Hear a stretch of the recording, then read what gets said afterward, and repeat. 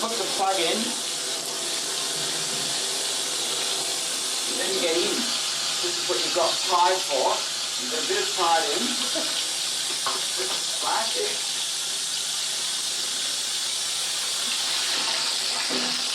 I'm sure a lot of people will think this is me just being cheap, but it's actually not. I really don't care. Why are you doing penance? Well, I mean, there was a moment not too long ago when your life was probably appeared to be very glamorous in comparison to Whoop Whoop's been a disaster. Yeah. In every sense of the word. You know, I think I'm being punished for that. It just became... Priscilla's just become a bit of a ball and chain. It went way beyond the success it really should have deserved. I mean, I do believe that. It was lots of fun, but Academy Awards and Golden Globes, I mean, come on. It's not that good a movie. I just think my last one was a flop. It's been considered a flop. I've taken big marks for that. I've copped some really bad brownie points for that one. And you know, a lot of people are saying, well, you better come through with the goods next time or your career's finished. This is my home. Nice, isn't it? I got this phone call from MGM a couple of days ago. It's Scott Rudin, who's one of the big hotshots at Paramount, who did The Addams Family and In and Out, and you know, he's done a lot of stuff. He's got a reputation of one of the ultimate Hollywood bullies. So after Priscilla, he tried to be my best friend, and he rang me every now and then, and they'd always send scripts over, and then MGM rang the other day and said, Scott Rudin has asked that if you could see Whoop Whoop, this is before the film opened. Send a print over to Scott's office. It got sent back 3 days later. And I rang the office to see what Scott thought of it. He wouldn't take my call. I rang about 5 times over 5 weeks to find out his opinion of the movie, and he wouldn't return my call. And eventually his assistant said, look, I don't think he's ever going to return your call. And I said, well, if Mr. Rudin, after all the shit that he's been, you know, being my best friend wants to put me through, if he won't come to a telephone call, he won't come to the call, then this is the last time we're ever going to have any form of communication ever again. And the assistant said, I think that'd be fine with Mr. Rudin. Well, Stefan's next film is a film called Eye of the Beholder, and it's a serious grown-up film about unrequited love. It stars Ewan McGregor and Ashley Judd. There's not one joke in the whole film, it's very serious. And we're making this film in Canada. Stefan first wrote this project after the fanfare of Priscilla. It was rejected by every studio in America. Hasn't been able to get the money for 4 years to make the film. Hollywood might have been prepared to finance another Priscilla, another light-hearted comedy, but not this. This film doesn't have drag queens or fart jokes. And they didn't want him to do this dark, obsessional movie. So this is your chance to be a grown-up, and you can't misbehave. Thank you. And it's pretty serious. It's a very grown-up movie. That's why we're in French Canada, because this is the end of the line. These are the only people in the world who were willing to stick some money into this project. Nobody else would. It really is like you've been sent to film jail. This is film jail. Yes, I think I am. Film it's jail. Official. I'm in film jail. The budget of the film is about $12 million. But what they are actually spending on making the film is $4 million. So $8 million immediately disappears. And I guess that lines people's pockets. So we get 4 to actually make the film with. We're struggling here. I know there's a lot of problems going down, and to actually hear the words from someone say they're hoping that I will be a responsible filmmaker, I have to tell you, pisses me off a little bit. Steph, there goes the last petrol station. I know nobody wanted to finance the movie, and to have these assholes now constantly on my back, so I can't guarantee it's going to be a great movie at this very point in time. You didn't fill the car up with fuel. I'm directing the movie, you fill the car with petrol, and we'll swap if you want. Yesterday in casting, we decided to get in some oddballs, some very odd people to have a look at. One for the money, a 2 for a show, a 3 get and a go cat go. Yeah, Harry Belafonte's an interesting idea. What film did he? Did he just do the John Travolta movie? Right, I'd love to have a look at that. Did the film get released? Did it flop? And how's Belafonte? Has anyone seen it? So, Kate. Yeah? Kate? No. Kate. Can you try a squeal for me as well? I don't know why Susan Sarandon wouldn't do the film, because I gather she was very intrigued by it. It may have something to do with the lunch that she had with Steph, at which he became so excited as he talked to her that he spat some of his Caesar salad with bits of chicken in it into her mane of red hair, and she was picking bits of chicken out of her hair. The script went out to all sorts of people. It went to Brad Pitt, Johnny Depp, Sharon Stone. Ewan met Stefan in London socially. They got on extremely well. He really liked the film, and he liked Stefan, and he decided to do the picture. And the moment Ewan became involved in the film, we were on the move. Steph. Yeah, how was it? This is one of the major problems of Because you were having so much fun. Stefan Elliott is you've got 2 I have weeks to tell rehearsal, you, but that's the why you've got hang-up the 20 other night minutes was rehearsal the all-time between phone classic one. calls. So I cut you off last time. So Peter Fonda problems. Peter Fonda problems. There's always the problem that Peter Fonda, he's a nightmare. He's a very good friend of Ashley's. Peter Fonda? Call Ashley and ask Ashley to call Peter Fonda. You know, Ewan's got some pull. Who do we want? They can't be English though. Dennis Hopper. Dennis Hopper. Dennis Hopper, no. I've only just met him, he's fantastic. Our highlight, by the way, casting suggestions in the early day of this Ewan was Barbara Streisand being stalked by Sylvester Stallone. How about Richard Gere or Al Pacino, maybe for The Blind Man, because he's done a bit of that. All right, Richard Gere or Al Pacino, says Ewan. He can ring him up. They're his good friends. I said, that's it. I've had enough. There is no Dustin Hoffman. There is no Jack Nicholson, all right? It isn't going to fucking happen. Get over yourself right here and now. Morning, all. I'm having real problems here. As I said, we're really scraping the barrel. What will this dog do for a sandwich? Why you're here. Why? Yeah. Because I want it up. Do you speak French? No. No, just English? She doesn't speak English. She seemed to speak English the other day. She's not speaking English today. We had another one, a good one last week, which is a guy who came in, he has to show his bum and asked for a big fat man who can show his bum, and they brought him in and he didn't speak English. When I explained to him through an interpreter what it is that he had to do, he said, I can't show my bum, I host a children's television program. No one told me that either. Can you get me a really small little fat one? Small fat? Yeah, small fat one. Like one some good Small size. fat, no. Yeah. That'll be a little, so we're going Round. Yeah, right. How are we doing casting wise? Any update? So that's a yes on Jason Priestley? MDP Worldwide is the company that's given us the money for this film. Its CEO is a man called Mark Damon. Mark Damon was a pretty big B-movie star for Roger Corman in the 50s. Damon has read the script several times recently and has decided that he wants to make some big changes. Some of his suggestions are just borderline hilarious. He's asked me to have the eye go off to the Alaskan Versace store and buy some very expensive dresses for her, and I looked at him straight in the eyes and said, they don't have Versace in Alaska. I'm going to write these scenes and I'm never going to shoot them.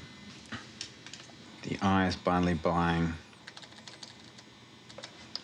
dresses and wigs. Joanna is confused. She doesn't know where the Versace store is in Alaska. She doesn't know where to run. It makes no sense whatsoever. But then basically Mark says, we have to see her underpants dance. And I said, I beg your pardon. And he said, the underpants dance, you know, where she dances sexually in her underpants. I said, but we can see that anyway. And he says, no, but we have to see her being really sexy in her underpants.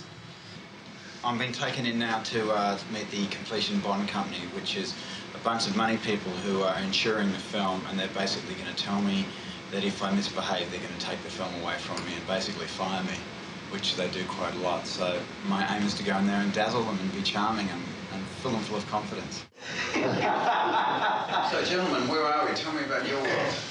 We just want to explain to you that there will be a bond on this movie. Gentlemen, I've also done 3 movies and I haven't gone over budget on any of them. So, including Priscilla, which was done for nothing. In fact, we came in under budget. All we can say is that we hope you can do it, we think you can do it. We're going to keep a very close eye wobbles tour. There's no fun in it. We'll see about that. Whether any completion bond owner's contract has the right, officially to call meetings, to express considerable alarm and despondency, and finally take over the picture on the grounds that the people who are doing it are completely out of control. Right? Now, what we may have to do is just finish the damn thing and deliver it, And in that case, we'll make a lot of nasty shortcuts which you won't really like. We could certainly screw up your picture if you don't finish it the way you intend it. Understood, Dad. Yes, Dad. I hear what you're saying. Of course, the only time I've ever had a smack on the wrist from a Bond company is when my shooting ratio completely went over. But that was because basically I had to spend a week shooting with a goose. To try and get a goose from A to B on camera, we ended up having to do high-pressure air hoses up its ass and blowing it across the set. I go in every night with plan A and B. I work off the board. We all work off the board. So I know I'm very clear. Those are very precise. Motorbike heading that away, car heading that away, panning them onto each other. So you want to have reversal. This one pans, this one pans, and this one is front. Coming on. We're in deep shit. So I'll tell you what my plan B is. I've got a body double and she has agreed, and so I think she signed off on the body double, hasn't she? No? Unfortunately, this girl has to stand in the nude and parade in front of Ashley. So far I've got some very interesting videotape, if you'd like to borrow it. All right, guys, any more questions? I look forward to not seeing you. See ya. They seem pretty happy. I've lulled them into a sense of confidence. We tell jokes in a situation like this. You keep them happy and tell lots of jokes and they're all fine. I mean, who knows? I could get a week into shoot and I could be completely out of control and they'll have to take the film off me. But keep them happy. Keep them smiling. Do you think lying is just part of being a director? Lying is the wrong word. Manipulation is the better word. Do I lie? Yes, I do. Did you have to get this film made? Okay, clearing it. Here we go. I've never told so many lies in my life. I out-lied myself. I ran out of lies. I had to start telling the truth. Why are you shooting in Montreal? Honestly? Yeah. Budget? Shall I lie? Well, you're on camera. Keep it consistent. Truth of the matter is, I was trying to find a city that I could double for so many cities. That was clean. And I had a look everywhere. I looked right across America, and it's just becoming a big, bland Burger King, Motel 6 mess. You following this, Ewan? Yeah, I'm just going to go and put my dress on now. See you later. Okay.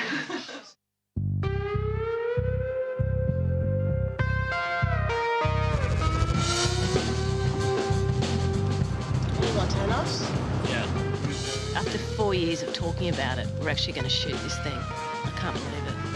It's gonna be a hard one.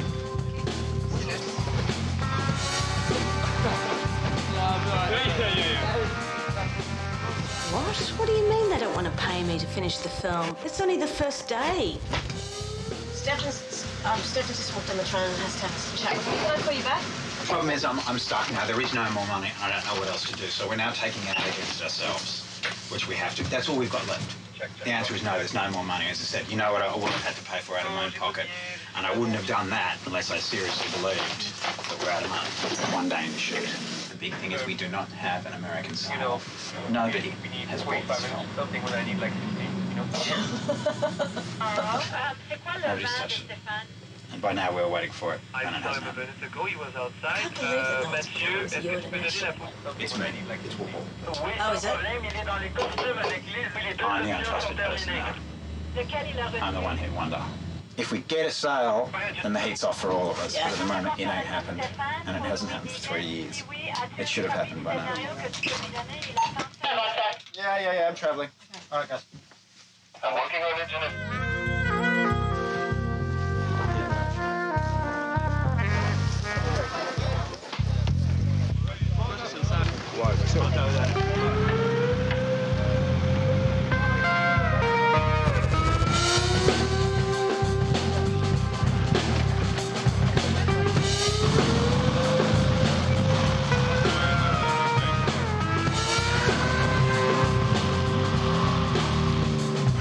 God, it's freezing. temperature is. Minus 20. Waiting on vehicles! Cold. I feel like a bird's eye fish finger. 3, 2, 1, action! That was very funny, first couple of takes. I've ever seen a bigger girl's blouse riding off on a motorbike. He was like a big poof. Little legs flapping in the breeze, poor bastard. It's my first ever Steve McQueen moment in a movie, a feature movie, and it's on fucking ice. It's a silly idea, but it's good fun. Oh no, I'm having a great time. I love falling off bikes and stuff. It's good. And action. Lady, why don't you just sit down? Big fucking jumping! Gary! What sort of person becomes an actor? Most people in this industry, in fact, nearly every person around you on the floor here, probably came into this industry from a very early age wanting to be an actor. And I think everybody wants to be an actor because everybody wants to be loved. Ashley's interested in her performance. Her job is her performance, and that's what she concentrates on. Ashley said to me, you obviously know what you're doing, and that's about as far as the compliment or acknowledgement has gone. Do you like her? Yeah, I do like Ashley. I actually admire her. Right. What about Ewan? Oh, Ewan's a god. He's a good soul. He's a damn good soul. Ewan's the kind of person I'd love to be friends with at the end of the movie, but I know that's never going to happen, which is a shame. Ewan, Yes, darling. why do you want to be an actor? What's the attraction? Probably won't make it. Dressing up. Work. That's it? Just to dress up, wear makeup. Is that all you ever wanted to do? Dress up, yeah. Yeah? Since I was 9. Are you disappointed? Only occasionally. There's something fun in dressing up and putting on clothes and makeup, but there's definitely a hook within that. Know exactly what you're going to do with every muscle in your face before they say action. Nail it down. Get it specific. Get it specific. Here we are on set filming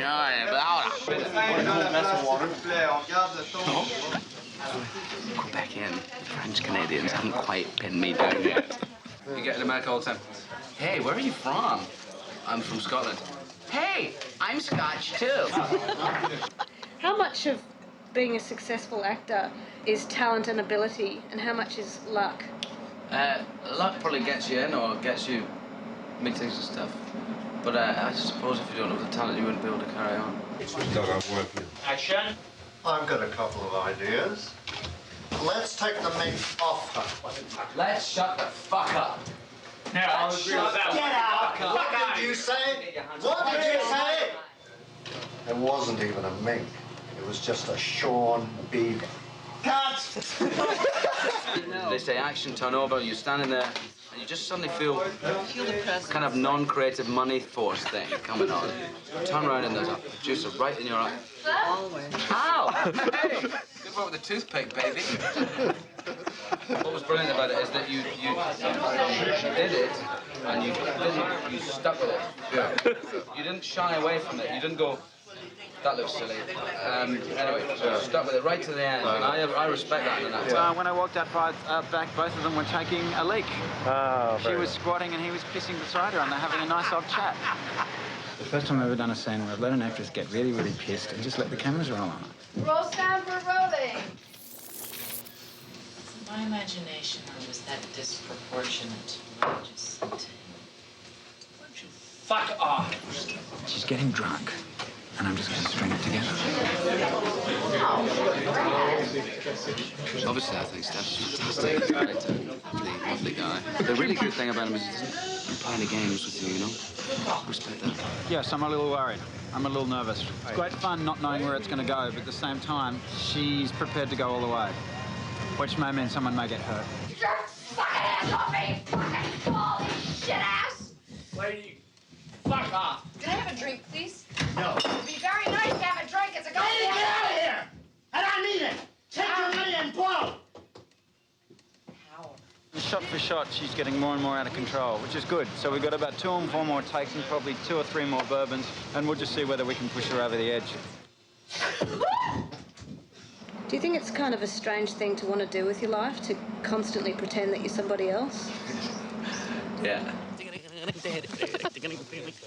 You have to put your shoes. Well, one might expect so in a wide shot lobby. Cheese puffs, large brandy, and... Oh, there's something in the boot. There's a warmer in my boot. Action, Ewan!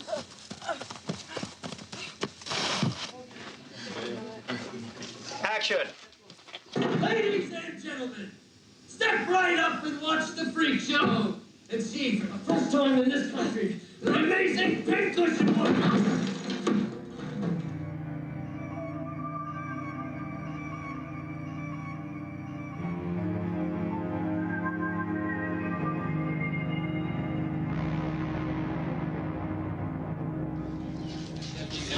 You want me to recognize him, Steph? Yes. Yes.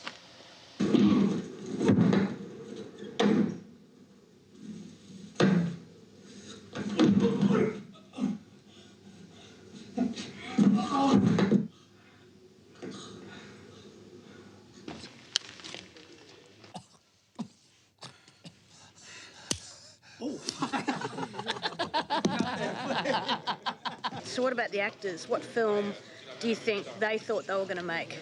Ewan was actually on to this film. We spent a lot of time talking about the actual film. That's part of Ewan's process. He liked it. It became very clear with Ewan what I wanted to do. It's just when we started doing it and we started going a lot further that he actually began to realise how much further I was going. You're in for pounding. Do you reckon? Yogurt? Oh, and with that, well, I've been surprised in scenes that some bits have been well out there, but I'm not surprised. It's grown as we've gone along. Like the weirder stuff's been coming, it's grown out of the stuff we did earlier. So it's not surprising really.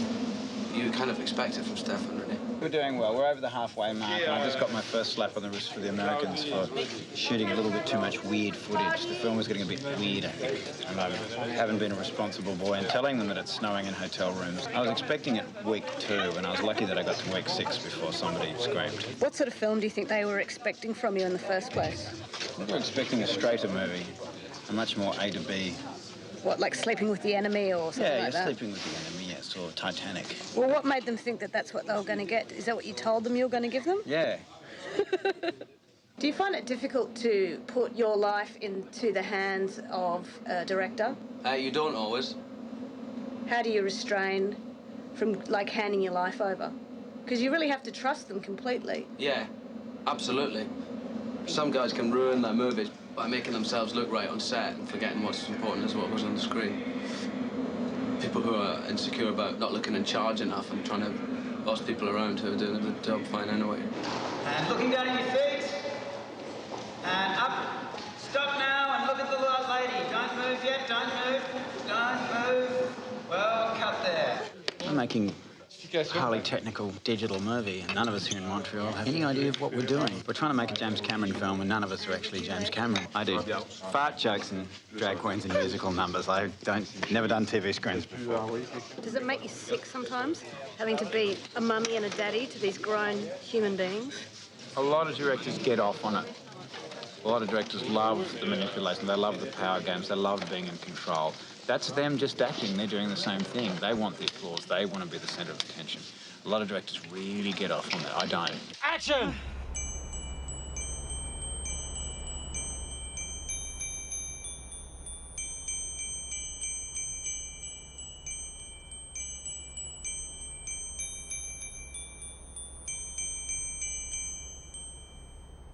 Do you feel as though you're being manipulated a lot of the time? Only in this film. Why do you feel as though you're being manipulated in this film? Because Steph likes to play a game or two, doesn't he? You're freaking me out today. Is it going to end in tears with Ewan? Oh, no, Ewan and I will leave this film inseparably goodbye buddies, and then unless I work with him, I will probably never see him again. Is it sort of difficult at times, though, to put your life in the hands of a gigantic 14-year-old? Actors do have a tendency to go with the best offer. If he was pushing it too far, I'd tell him to stop, but we've never got that far. People like Hugo Weaving and Guy Pearce and I've done two films with Hugo. I adore Hugo. I think he's wonderful. Hugo, if it's not work involved, will never pick up the telephone to me. Is that why, on the whole, you don't really like actors? I don't like actors, no. We've got a sequence which is 165. He's driving to the airport with Lucy. Then as he starts to hallucinate, I want to fill the car with water. And then put both actors in there again, hold them down, and then do a same series of simple shots like that, but basically with them underwater. So we're going to drown you in this beetle, John. I'm going to put you underwater and nail one of the little girls down alongside you. Right. But this is why I employed twins, because if you lose one, you've always got a spare. Yeah. Thank you, Stefan. Notice the way he didn't laugh for the second take. He looked like a serious, concerned actor. How dare you? That's disgraceful. So what we're going to do is get a big piece of metal on the side of the car, and we're going to go clank. When you hear clank, that means action. So then we should have 3 taps should be we're rolling, 2 taps should be we're cut, and 1 should be we need to talk to Mark. 2 taps should be we're cut. Just give a 1 tap, and that means we're rolling. Another tap means we've cut. 2 weight belts, yes, if we could, to keep her a little lower. So then we should have 3 taps should be we're rolling, 2 taps should be we're cut, and 1 should be we need to talk to Mark. That means go. 2 taps should be we're cut, and 1 should be we need to talk to Mark.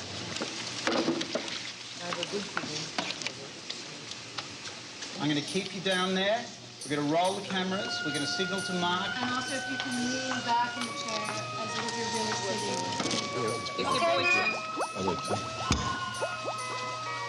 Let's have a louder tap, please.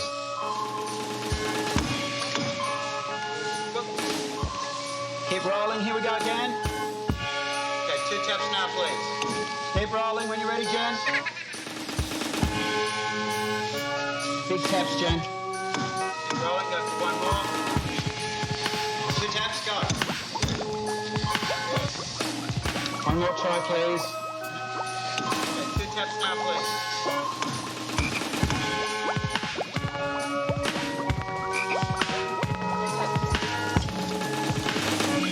Very good, well done. I'm finally fulfilling more of my water fantasies. See, I want to drown. That's all I've ever wanted to do is drown. And how many safety attachments? Well, it's like one each of you is like an hour and a half. Yeah, but and there should be an extra one too. I just think as long as there's one extra, there's one safety one. All I'm worried about is having another source of air. I just asked to have weight belts put on them because I know the English are not particularly good in going underwater. They take big breaths. We've been there before and they float. We'll put Ewan in the water. Mark will not be in the water with him. He will be behind. When we're getting ready to go, Mark will probably be putting his hand in, helping push you around every now and then.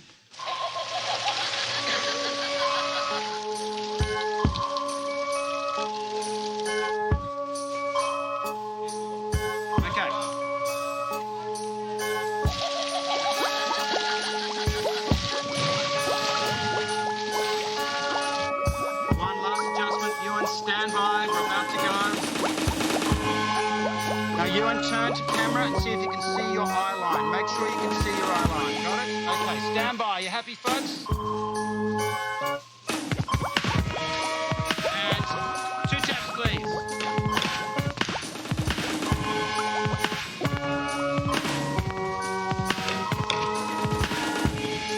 Get the radio in there, please. Keep rolling.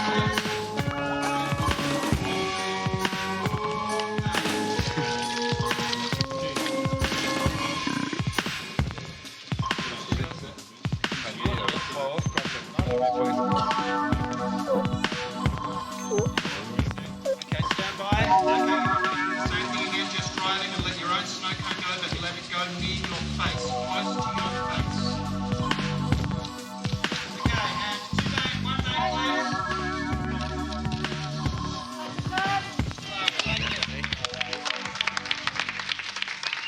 Who knows, you just end up with something that could be, like hugely original or quite fabulous and had never been done before, and it could be a huge success. It also could be hugely original and never been done before and too hard to market and will never even see the light of day. So ultimately, what are your expectations of this film? think it'll be. I think I had a really, really good feeling about it after seeing the first lot of rushes and seeing bits and bobs that I've seen. It looks incredible. It's rather a bizarre story, and I don't know. That could be the bit that if it doesn't matter how great it looks, if the story is too weird for people to get it, then I don't know. But I think I've got a really good feeling about it, and I'm not like more than usual. I usually do. Really? Yeah. The whole year of my life was just evaporated. I blinked and 1 year's gone past. I got here, it was snowing. I'm leaving, it's snowing. What happened? I'm 35. I'm 35. Got here at 33.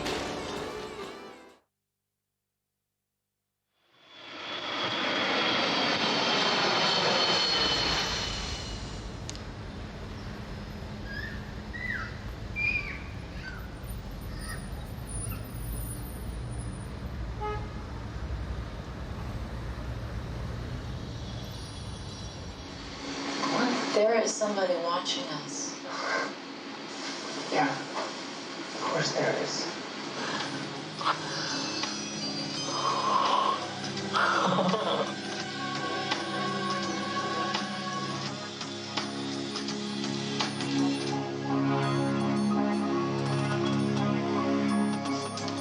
Who is he? Embassy brought Forrest out his signature. He's making a big cash withdrawal for some woman. And who is she? I don't know, we've never seen her. I bet she's pretty. I bet she's not. Which one? There. No. The other one. The guy behind him. Yeah. I'm gone. I'm out of here. You know, horribly out of time just looking at our schedule to date. Hi, it's Stephen Fry, the Beholder. So why are actors so insecure, do you think? Because they have to spend too much time thinking about themselves, and you kind of on the line. If you fuck up, then people are watching.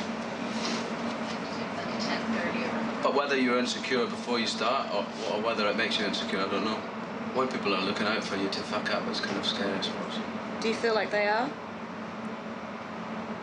Not with me particularly. Sounds perfect. Don't know if they'd be very surprised if I did.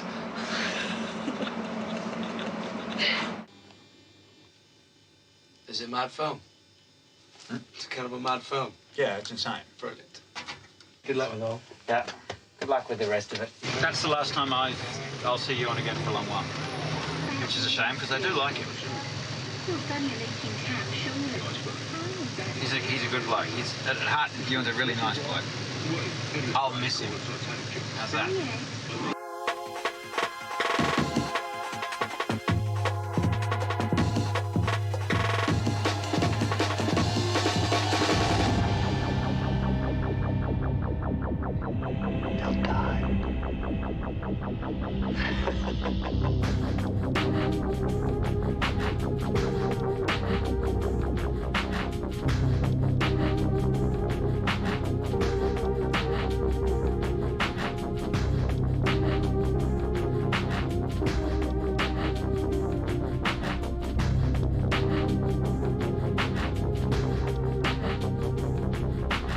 So I've cut a definitive version with one or two more choices that I think very well. We're running at 104 minutes. It's extremely good. This scene here, 3 times in that opening scene, it doesn't do as much for me if you could have kept it at length where he's watching them.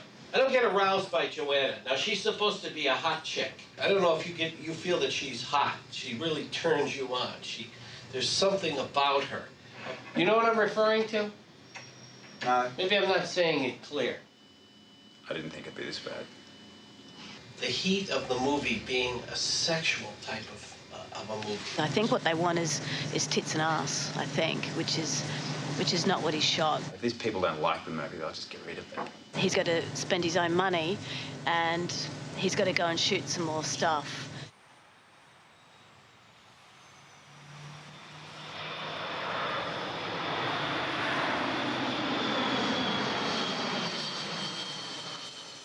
First morning and second unit shoot. Let's have a look. We sort of didn't get a camera for 1 hour late. The sun comes up in about 8 minutes. The sun's come up already, in fact, if you look over that hill, so we've blown our sunrise. So that's first day. The double has a wig on that basically looks like some form of cat has been caught in an oil slick. We'll have to deal with that. And our truck's too small for all the equipment, which you can have a look over there. But beyond that, everything will be just great. So by the time Ewan got told, he decided that he wasn't going to compromise anymore, and he was sick of being treated badly by film crews because he thinks they take advantage of him. So not only does he not go on second unit, he's stopped returning phone calls. So what are you doing now, Steph? Playing Jason Priestley. And directing and playing Jason Priestley. This will be funny.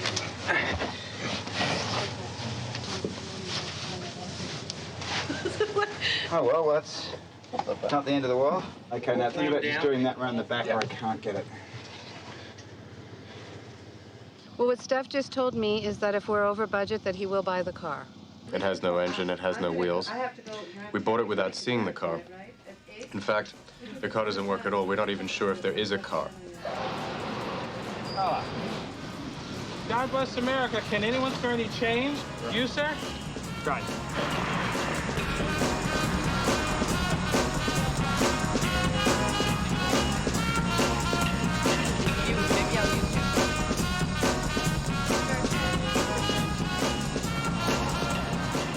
We're exhausted now. I'm losing weight again at 100 miles an hour. I'm playing Jason Priestley. I'm doing sound. I'm directing out a paintbrush in my other hand. I mean, it's great fun, but I'm now officially tired. As we get closer to the finish line, they're just going to pour money on us. I think it's going to get heavily compromised towards the finishing line, and that's a shame because we're almost guaranteed of a decent sale. The film will be in profit the second we have one North American sale. They know that, and they still ain't giving us another cent. Out, Brett, out of my shot. Of the $11 million we got given for this movie, we actually made the movie for about 3.5 to 4. So where did the rest go? Went to executives, stars, and sales agents. I'm having a cigarette. We're in Dallas Airport in Washington, D.C. Well, basically, Jackie managed to get 700 pieces of luggage on as hand luggage. They tried to charge her $5,000 or something, and she managed to talk them into slipping them 50 behind their back. And now we've got to Dallas, and we start shooting around about 7 hours, and we haven't seen Washington yet. Oh, just trying to pick up the pieces when the pieces don't quite fit together.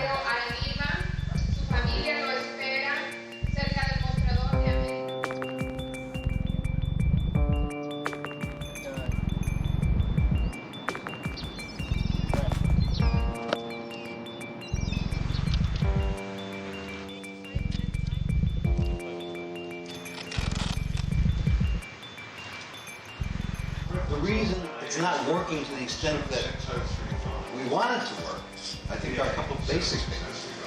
They don't understand it. They don't get involved enough in the characters. Same thing again and again. The movie is not clear yet, and the more we can do to clear it up, I'm not worried about being on the button. My son, who is a pretty good critic, and saw, as I told you, saw the last version of the movie and said, it just didn't quite come together.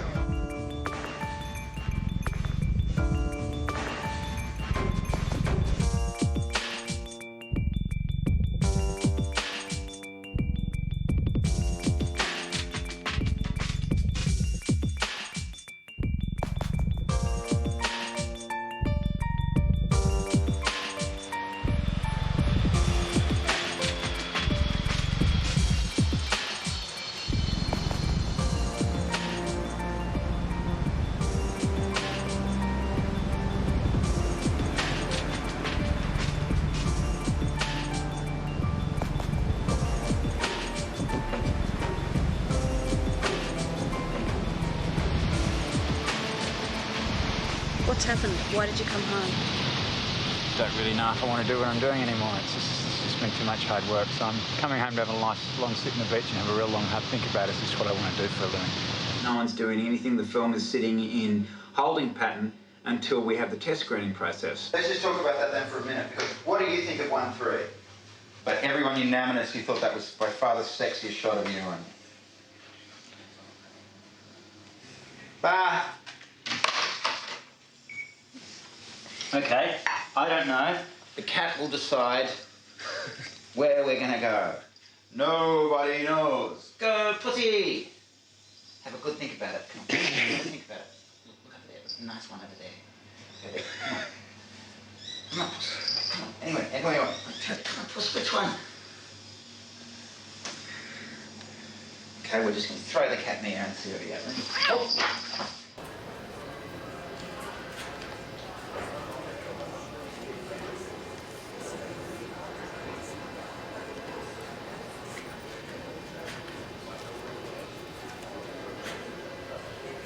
Because again, I don't think I'm going to die. It's more the concern or the fear of having something go wrong. Then I fainted about 3 times, like really bad. So since then I've been and seen an ear, nose and throat specialist. The ear, nose and throat specialist, they said of course they couldn't find anything going on within there. I get a lot of tingling, like it's constantly getting now, constant tingling up the back of the head, which isn't bad and it's quite a nice feeling. Am I willing myself into another new symptom? I have no money in the bank. I have not been paid yet. As I said, I don't think anyone's going to go and see Eye of the Beholder. As much as I like it, I don't think it's going to make a cent. Deal with the problem when it actually is a problem. And secondly, there's nothing wrong with you at all. There's nothing wrong. Unless you get over yourself, forget it. Forget it. Get on a plane and go and deal with it. You have to.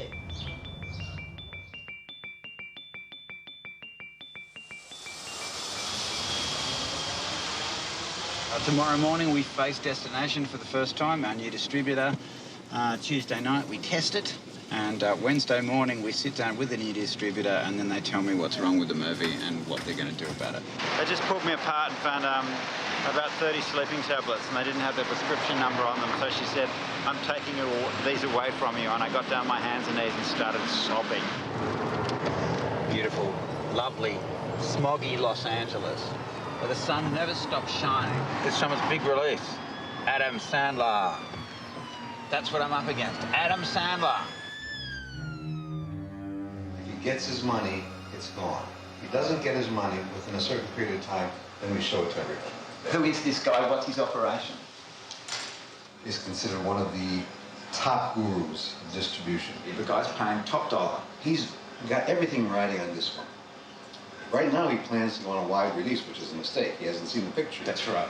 I mean, are these people going to shit their pants or what when they have a look at this? I mean, if I paid this kind of money for this film, I'd fucking shit myself. Of course. He's so gung-ho and thrilled with this picture.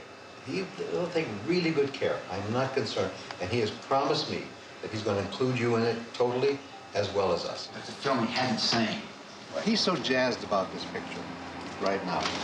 And I tell you, the money that we got is twice as much we could have gotten anywhere else. I know, and that was my point, coming back to again. And the guy's paid twice as much as anywhere else to a picture he hasn't seen. See the Scientology Center over there? Celebrity Center? Oh my God, this is Hollywood Boulevard. All the way down here, and every night someone comes up in the middle of the road and just screams, "Cat!" And everyone goes home and they just shut it all down. Is that you? With a gap between the two. You're joking. Above Copland. Any director who works here has been put on the mural that they like. And finally, on my second turn back here, they told me you've made the mural. So I don't know how long you stay on the mural, but I'm in good company. You know you've made it in Hollywood. You've made a wall. LA is entirely built on cables above the city because of the earthquake problem. So it's got these hundreds of these beautiful cables that have electricity literally spurting out of them. You can hear it.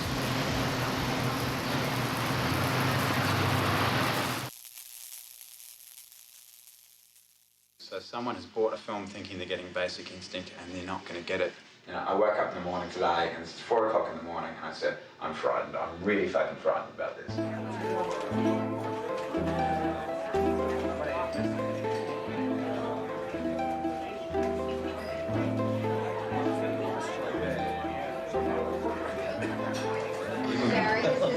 Harry, finally, nice to meet you, sir.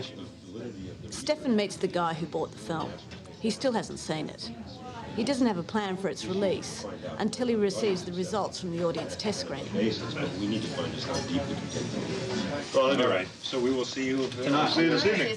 Yeah, we know where it is. No. It'll be too long last. Jesus, Hillary, do dogs urinate on that? Well, we'll test tomorrow night, and the test results will tell all. So it's a test tomorrow? It's a serious full-on research centre test with cards and focus groups. This is what audiences want. Yeah, groovy, man. Yeah, groovy. Oh, behave.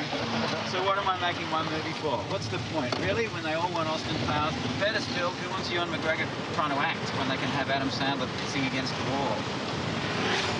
So, how do you think it's going to go, Steph? I've got absolutely no fucking idea whatsoever tonight. Traditionally, test screening's bad. Always. All I want is, if I get 60% positive, I'm going to be a happy man. 60% positive would be nice. 50% positive is danger. We thought you'd want the movie introduced as still a work in progress. Yeah, sure, exactly. Whatever the rules, I don't care. The film is ultimately, we always would say, it's got a hipness to it, but it's an adult movie. Of course it's an adult movie. It doesn't have Adam Sandler in it. It's a serious, supposedly serious, surrealist drama.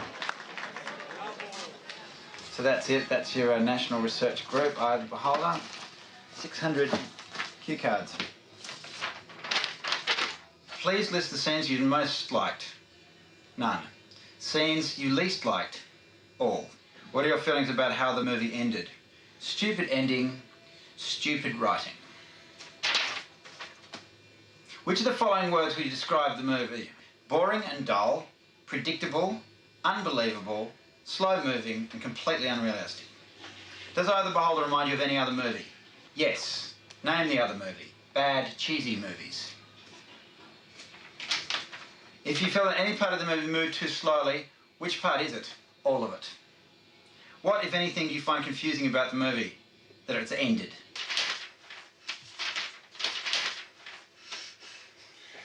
What was your overall reaction to the movie? Fair. Scenes you most liked? None. Scenes you least liked? The last half. Well, to describe the movie, different and original. I've been at my own test screening. Al, they laughed from start to finish. Ashley sat down and she says, okay, I'll tell you what I've lost. I've lost my childhood, my youth, and they started to howl, laughing. And that's when I got up and walked out. As soon as I got that first big laugh out of that, I just said, that's it, I'm out of the room. The end of the Mark Damon story, the last thing we saw was Mark Damon wandering up the street into the darkness. Hillary is wandering around in a daze. Her eyes are so glazed, she's clutching onto this handbag with just saying, I don't know what to do. Never in my 4.5 years of ever trying to get this film up did I ever envisage that people would be screaming with laughter.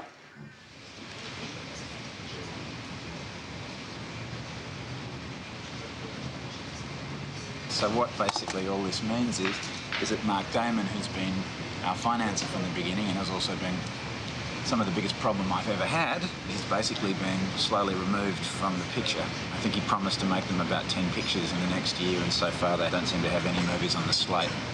So I think that's the end of Damon. I have been having a little giggle all night. So we've got to look at it from that angle now and see the funny side of it.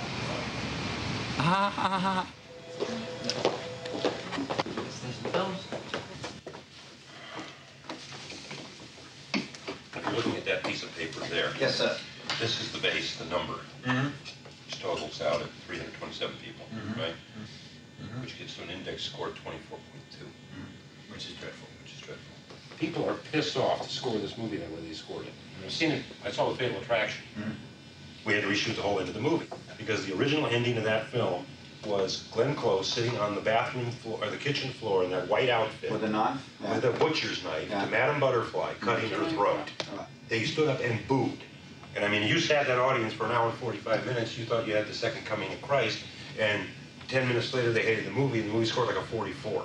It's just like Officer and a Gentleman. The original ending. You know what the original ending in Officer and a Gentleman was? No walking down a corridor with the girl. Deborah Winger is at the paper factory, did her job. He gets on his motorbike, right by the paper factory, cut back to Deborah Winger, looking out the window, tears rolling down her eyes, end of the movie. Boo! Hated it, right? Went back, reshot the ending. Had to wrestle Bruce. I mean, like, you wouldn't believe it. I mean, it became a whole different universe. Right. Same thing with Sleepless in Seattle, same thing. We lost him. At that, when Jason came along, we lost him. Yes, there's a hole there, but nothing was going to repair that. Reshoot the whole fucking scene. The theory is that everyone's out there waiting for him to fuck her. Do you have any footage like that? Bone is right. Bone. Bone is the word, right? Yeah, the audience is going to show up initially for this movie, no matter what the fuck you do with it from a marketing standpoint. Because of those names. Because of the names. Yeah. This is the first time in my experience that I've ever heard a focus group not be able to tell you what the movie, what kind of movie it was. It is. I mean, unless you want to take, we've invented a new genre. What you've got is a weird problem. You got a film right now that doesn't have very strong playability, but it's got really good marketability. Yeah. That preview last night, this is, you know, kind of an adventurous movie in a way. We made some choices. We learned a lot. We're evaluating those. Mm-hmm. We haven't made any distribution decisions yet because we have to see how the ultimate reality of the film is going to work. So shut up, basically. Yes. Okay. Yes. I'll do my best. Yeah, all these meetings, You know, all this shit right now should remain in the confines of this room. Absolutely. Yeah. Okay? Okay, mate. Okay. All right, so everybody just everything you can to make it work. Okay? French, they have a major problem with the violence in the Jason Priestley scene. You wanted me at the beginning of this film, when you were selling it to the Japanese, spun around and said, do you think you could do a couple of really more violent scenes? Hey, Mark, I hear there's plenty of office space at your place at the moment. Can I come and use a spare office? What a fucker.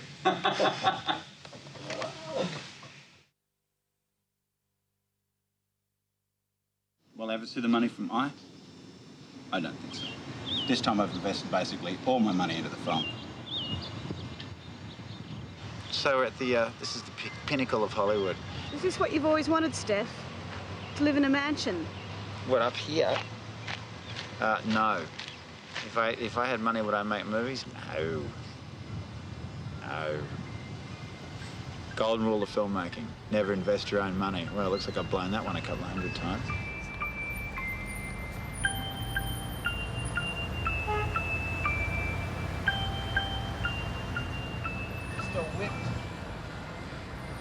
What's gone on in the last couple of months is they've made it very clear to everyone legally that no one wants to release this film.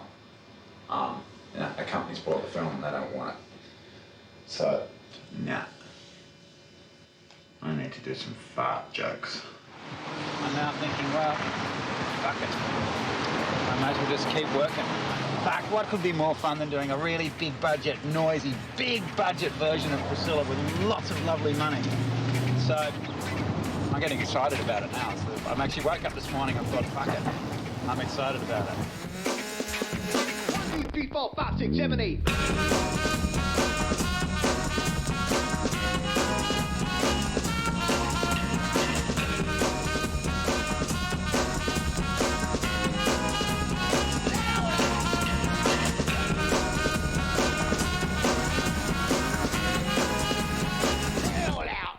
When the sunshine hits your eyes, you'll find me there. And I'm not afraid of romance, although you've just arrived to crash my life. Your smile is saying something that I like. You're not afraid of romance. Try it again with emotion. And cry and look really upset and have the career with a straight face. Ladies and gentlemen, Mr. Stefan.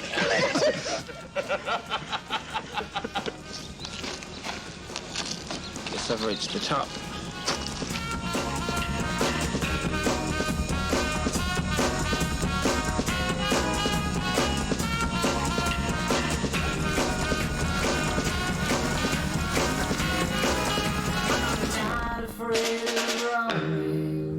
As Betty Davis would say, get the fuck out of my shot.